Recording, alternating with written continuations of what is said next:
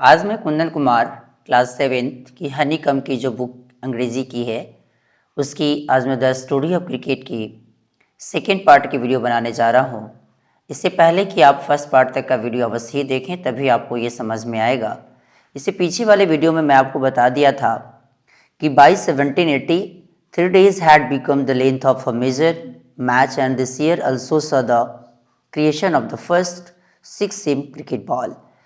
आखिर 1780 तक बड़े मैचों की अवधि 3 दिन की हो गई थी और इसी वर्ष 6 सीवन वाली क्रिकेट बॉल भी अस्तित्व में आई। इसके बाद अब यहाँ से चलता हूँ। If you look at the game's equipment, you can see how cricket both changed with changing times and it fundamentally remained true to its origin in rural England।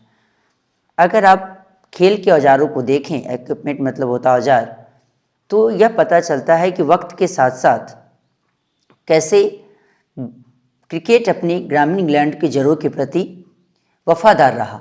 इसमें कहीं से कोई परिवर्तन नहीं हुआ। Remain true to its origin in rural England. Rural मतलब होता है ग्रामीण। अब क्या हुआ? Crickets most important tools are all made of natural pre industrial materials. देखा जाए कि क्रिकेट की जितने भी सबसे ज़रूरी उपकरण जितने भी हैं, वो सारे के सारे सामान इससे किससे बने होते हैं? तो पूर्व औद्योगिक सामग्री से बने होते हैं। All made of natural, natural से बने होना, और प्री इंडस्ट्रियल, प्री इंडस्ट्रियल का मतलब होता है पूर्व औद्योगिक। The bat is made with leather, twin and cork. यहाँ ट्विन है, ट्विन का मतलब होता है सुतली। उसका जो बैट जो होता है वो बैट किससे बना होता है? तो इसकी बैट किससे? तो लेदर से, ट्विन एंड कॉर्क। जहाँ तक कि देखा जाए कि बल्ला, स्टंप और गिल्लियाँ किससे बने होते हैं? लकड़ी से बने होते हैं। Even today both bat and ball are handmade, not industrially manufactured. जहाँ तक कि देखा जाए कि आज भी बल्ला और गेंद किससे बनते हैं? हाथ से ही बनते हैं, नहीं। और the material of the bat change slightly over time. अब क्या हुआ? धीरे धीरे मशीन से, क्योंकि यहाँ तो दिया ना नॉट इंडस्ट्रियल मैन्युफैक्चर्ड, मतलब क्या कि ये मशीन से नहीं बने होते। The material of the bat change slightly over time. जैसे जैसे ये समय बदलता चला गया वैसे वैसे बैट की मटेरियल भी चेंज होते चलता चला गया। Once it was cut out of a single piece of wood. पहले ये किससे बनते थे? तो पहले ये लकड़ी के साबुत से बनाया करते थे, लकड़ी के टुकड़े से बने होते थे। Now it consists of two pieces, the blade which is made out of the wood of the willow tree and the handle which is made out of cane, that became available as European colonialists and trading companies established themselves in Asia। खास करके देखा जाए कि इसके जो blade या फट्टा जो विलो नामक पेड़ से बनता है, यहाँ विलो जो लिखा हुआ है विलो नामक पेड़ से बनता है। इसका जो हैंडल होता है, इसको हत्था होता है जो बेत से बना होता है, मेड आउट ऑफ केन, जो कि ये तब तक उपलब्ध हुई जब यूरोपीय उपनिवेशकारों और कंपनियों ने खुद को एशिया में जमाया। एस्टेब्लिश्ड देमसेल्व्स इन एशिया, खुद को जमाया। Unlike golf and tennis, cricket has, जहाँ तक की बातें करा जाए कि जैसे गोल्फ और टेनिस के विपरीत, unlike golf and tennis, golf and tennis के विपरीत क्रिकेट हैज़, जस्ट इसी के बाद वाले पेज पे चलता हूँ, यहाँ से स्टार्ट करता हूँ। इससे पीछे वाले पेज में आपने क्या देखा कि unlike golf and tennis, cricket has तक वहाँ पीछे वाले पेज में देखे थे आप। Refuse to remake its tools with industrial और मैनमेड मटेरियल्स। जहाँ तक कि देखे गोल्फ और टेनिस के विपरीत क्रिकेट ने प्लास्टिक, फाइबर, अब किससे बनाया? Plastic, fibre glass and metal have been formally rejected. Reject मतलब क्या होता है? पूर्ण रूप में उसे छोड़ देना। अब क्या हुआ कि गोल्फ और टेनिस के विपरीत क्रिकेट ने प्लास्टिक, फाइबर, शीशा या धातु जैसी औद्योगिक या कृत्रिम सामग्री को सिरे से नकार दिया। मतलब धातु। But in the matter of protective equipment cricket has been influenced by technological change. लेकिन दूसरी ओर हिफाजती, प्रोटेक्टिव मतलब हिफाजती, इक्विपमेंट मतलब साथ सामान जिसको कहते हैं औजार, क्रिकेट हैज़ बीन इन्फ्लुएंस्ड, जहाँ तक कि देखा जाए कि बदलाव का सीधा असर पड़ा। इन्फ्लुएंस्ड बाय टेक्नोलॉजिकल चेंज, इसके असर तो तकनीकी बदलाव का असर सीधा पड़ा। The invention of vulcanised rubber led to the introduction of pads in 1848 and protective gloves soon afterwards, and the modern game would be unimaginable without helmets made out of metal and synthetic lightweight materials। अब जहाँ तक की बात किया जाए कि यहाँ जो वर्ड आप देख रहे हैं अनइमेजिनेबल, जिसको कल्पना न किया जा सके, असंभव, कहते हैं क्या कि वल्केनाइज्ड रबर की खोज के बाद पैड पहनने का रिवाज कब से चला? 1848 में चला। उसके जल्द ही कुछ ही समय बाद दस्ताने भी बने और धातु और सिंथेटिक की हल्की सामग्री से बने हेलमेट के बिना तो आधुनिक क्रिकेट की कल्पना ही आज के डेट में असंभव है। यहाँ लाइट वेट है, लाइट वेट का मतलब होता है हल्का सा। अब थोड़ा सा नीचे चलता हूँ। अब कहता है क्या कि the origins of Indian cricket are to be found in Bombay at the first Indian community to start playing the game was the small community of Zoroastrians the Parsis. यहाँ पारसीस के पहले द लगा है, मतलब पूरे की पूरे जाति को शो करता है। यहाँ तक कि कहा जाए कि हिंदुस्तानी क्रिकेट की शुरुआत का श्रेय बम्बई के जरस्तुई यानी पर्सियों के छोटे समुदाय को जाता है। और इतना ही नहीं, brought into close contact with the British because of their interest in trade and the first Indian community to westernise. अब क्या हुआ, व्यापार के चलते सबसे पहले अंग्रेजों के संपर्क में वही लोग आए। किसके चलते? तो व्यवसाय में, trade. The Parsis founded the first Indian cricket club. इसके जस्ट बाद वाले पेज में और कुछ चलेगा। और पश्चिमीकृत होने वाले पहले भारतीय समुदाय, Parsis founded the first Indian cricket club. इसके जस्ट बाद वाले पोर्शन पे चलता हूँ। Oriental cricket club in Bombay in 1848। अब कहते हैं कि जो कि इन्होंने पश्चिमीकृत होने वाले पहले भारतीय समुदाय के रूप में पारसियों ने 1848 में किसकी? तो cricket club, oriental cricket club की स्थापना बम्बई में की। Parsi clubs were funded and sponsored by Parsi businessman like the Tatas and the Wadias. अब देखा जाए कि पारसी क्लबों के प्रायोजक व वित्त पोषक यहाँ फंडेड और स्पॉन्सर्ड देखा जाए, जहाँ तक कि प्रायोजक और वित्त पोषक जो कि थे कौन? टाटा व वाडिया जैसे पारसी व्यवसायी। टाटाज एंड द वाडिया, ये दोनों क्या हैं? दोनों के दोनों व्यवसायी हैं, बिजनेसमैन हैं। The white cricket elite in India offer to no help to the enthusiastic Parsis. जहाँ तक कि देखा जाए कि क्रिकेट खेलने वाले गोरे प्रभु वर्ग ने उत्साही पारसियों की कोई मदद नहीं की। यहाँ एलाइट मतलब होता है प्रभु वर्ग, कौन? इंडिया में, उसने थोड़ी भी सहायता नहीं की। जो कि उत्साही थे कौन? पारसी। एंथुजियास्टिक मतलब उत्साही। In fact there was a quarrel between the Bombay Gymkhana, a whites only club, and Parsi cricketers over the use of a public park. अब क्या हुआ, जहाँ तक कि देखा जाए उल्टे गोरों के बॉम्बे जिमखाना क्लब और पारसी क्रिकेटरों के बीच पार्क के इस्तेमाल को लेकर क्या हो गया, एक झगड़ा भी हुआ। The Parsis complain that the park was left unfit for cricket because the polo ponies of the Bombay Gymkhana dug up the surface।